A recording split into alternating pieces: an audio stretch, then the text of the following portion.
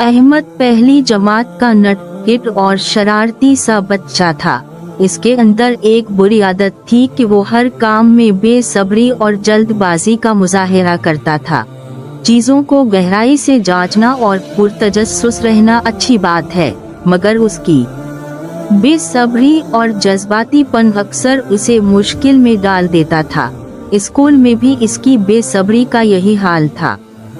दौरान पढ़ाई वो अपनी कुर्सी पर उछलता, कभी अपनी पेंसिल रबर से खेलता, उस्ताद के सवालात खत्म करने से पहले ही बेताबी से हाथ उठा देता और दूसरों को बोलने का मौका देने से पहले ही अपनी बात शुरू कर देता था।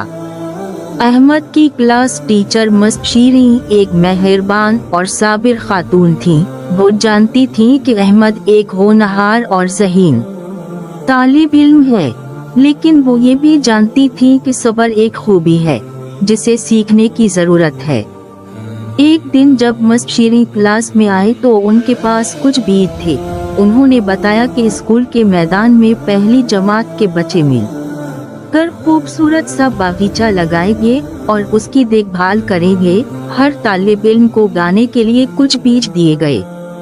अहमद बहुत पुरजोश था। वो रोज अपने छोटे से बागीचे की सफाई करता, वहाँ पानी डालता। मस ने अहमद को समझाया कि बाग के फलने फूलने के लिए सब्र जरूरी है।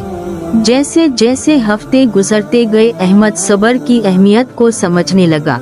उसने देखा कि नन्हा पौधा जमीन से बाहर आ गया है और रोजाना आहिस्ता आहिस्ता ऊंचा हो रहा है। एक सुबह उसने देखा कि पौधे के साथ नन्ही मनी सी पीले रंग की कली मौजूद है। वो बाकायदगी से पौधों को पानी देता और पंखड़ियों के खिलने का इंतजार करता।